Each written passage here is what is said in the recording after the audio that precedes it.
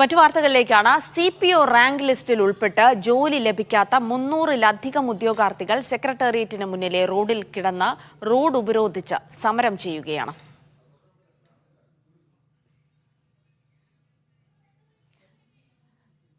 എന്തായാലും നമുക്ക് ഈ റോഡ് ഉപരോധ സമരത്തിന്റെ വിവരങ്ങളിലേക്ക് തന്നെ പോകാം. സാന്ത്വന സാജു ഉണ്ട് വിവരങ്ങൾ നൽകാനായി തിരുവനന്തപുരത്ത് നിന്ന്. സാന്ത്വന, ഇപ്പോൾ ഉപരോധ സമരം തുടരുകയാണോ? എന്താണ് അവിടെ നടക്കുന്നത്? എന്തൊക്കെയാണ് ഉദ്യോഗാർത്ഥികളുടെ ആവശ്യങ്ങൾ?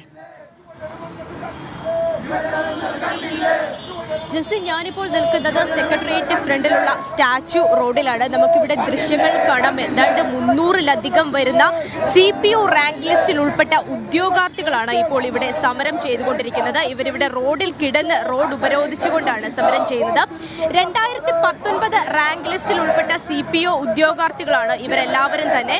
ഇവരുടെ ഒരു റാങ്ക് ലിസ്റ്റ് കാലാവധി തീരുവാൻ ഇനി 55 ദിവസത്തിൽ താഴെ മാത്രമാണ് സമയമുള്ളത്. അത് മാത്രമല്ല, 21% ആളുകളെ മാത്രമാണ് ഈ ഒരു റാങ്ക് ലിസ്റ്റിൽ നിന്നും ജോലിയിൽ എടുത്തിട്ടുള്ളത്. അപ്പോൾ ബാക്കി വരുന്ന ഏതാണ്ട് 10,000-ന് മുകളിൽ ആളുകൾ ഇനിയും ഈ റാങ്ക് ലിസ്റ്റിൽ ഉൾപ്പെടാനുണ്ട്. അപ്പോൾ അവരെ പരമാവധി ആളുകളെ ഇനിയുള്ള 55 ദിവസത്തിനുള്ളിൽ തന്നെ നിയമിച്ചുകൊണ്ട് ജോലിയിലേക്ക് എടുക്കണമെന്ന് ആവശ്യപ്പെട്ടുകൊണ്ടാണ് ഇവരിപ്പോൾ ഇവിടെ ഇങ്ങനെ ഒരു റോഡ് ഉപരോധം നടത്തുന്നത്. കുറേ ദിവസമായി നമ്മൾ കാണുന്നതാണ് ഈ CPO റാങ്ക് ലിസ്റ്റിൽ ഉൾപ്പെട്ട ആളുകൾ പല തരത്തിൽ സമരം ചെയ്തുകൊണ്ട് ഇവരുടെ ഈ ഒരു സമരത്തിലേക്ക് സർക്കാരിന്റെ ഒരു ശ്രദ്ധ ക്ഷണിക്കുന്നതുമായി ബന്ധപ്പെട്ട് കുറേ ദിവസമായി പല തരത്തിലുള്ള സമരങ്ങൾ, നിരാഹാര സമരം നമ്മൾ കണ്ടു, റോഡിൽ മുട്ടിലെഴിയുന്ന സമരം കണ്ടു. അതുപോലെ തന്നെ അങ്ങനെ ഇപ്പോൾ പോലും അനിശ്ചിതകാല സമരത്തിലാണ് ഇവർ. സെക്രട്ടേറിയറ്റ് പടിക്കൽ കുറേ ദിവസമായി അനിശ്ചിതകാല സമരത്തിലാണ്. അതിനിടെയാണ് ഇപ്പോൾ ഇങ്ങനെ ഇത്തരത്തിൽ റോഡ് ഉപരോധിച്ചുകൊണ്ട് സർക്കാരിന്റെ ശ്രദ്ധ ഇവരിലേക്ക് ക്ഷണിക്കാനുള്ള ഒരു ശ്രമം ഇവർ നടത്തുന്നത്. നമുക്ക് ഈ ഉദ്യോഗാർത്ഥികൾ അവരോട് തന്നെ ചോദിച്ചു നോക്കാം എന്തൊക്കെ ആവശ്യങ്ങൾ ആണ് ഇപ്പോൾ ഇവർ ഉന്നയിക്കുന്നത് എന്ന് നമുക്ക് ഒന്ന് ചോദിച്ചു നോക്കാം. എന്തൊക്കെയാണ് നിങ്ങളുടെ ആവശ്യങ്ങൾ? ഞങ്ങൾ 2019 നോട്ടിഫിക്കേഷൻ വിളിച്ച് 2023 റാങ്ക് ലിസ്റ്റ് വന്ന സിവിൽ പോലീസ് റാങ്ക് ലിസ്റ്റ് ഉദ്യോഗാർത്ഥികളാണ്. ഞങ്ങൾ 4 വർഷമാണ് ഈ ഞങ്ങളുടെ വയസ്സിൽ, അതായത് ഞങ്ങൾ 26 വയസ്സിൽ അപ്ലൈ ചെയ്ത ഒരാൾക്ക് 30 വയസ്സായി.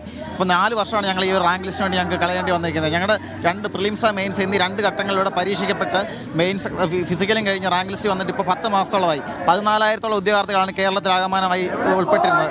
വെറും 3,500-ഓളം അഡ്വൈസുകൾ മാത്രമാണ് ഇതുവരെ നടക്കപ്പെട്ടിട്ടുള്ളത്. അതായത് വേക്കൻസിക്ക് അനുസരിച്ച് മാത്രമാണ് റാങ്ക് ലിസ്റ്റ് ഇടുന്നതെന്നാണ് 2021 നിയമസഭയിൽ അതുപോലെ തന്നെ CM പറഞ്ഞിരുന്നത്. പക്ഷേ ഈ ഒരു റാങ്ക് ലിസ്റ്റിനോട് മാത്രം ഗവൺമെൻറ് എന്തിനാണ് ഈ ഒരു ചതി കാണിക്കുന്നതാണ് നമുക്ക് മനസ്സിലാവാത്തത്. 2023 ഞങ്ങളുടെ റാങ്ക് ലിസ്റ്റ് നിലവിൽ വന്നത്. പക്ഷേ 2022 ഡിസംബർ മാസത്തിൽ തന്നെ PSC വീണ്ടും ഈ ഒരു തസ്തികയിലേക്ക് നോട്ടിഫിക്കേഷൻ വിളിക്കുകയും അതുപോലെ തന്നെ അതിൻ്റെ ഷോർട്ട് ലിസ്റ്റ് വരികയും ഇപ്പോൾ അതിൻ്റെ ഫിസിക്കലും കഴിഞ്ഞിട്ടിരിക്കുകയാണ്.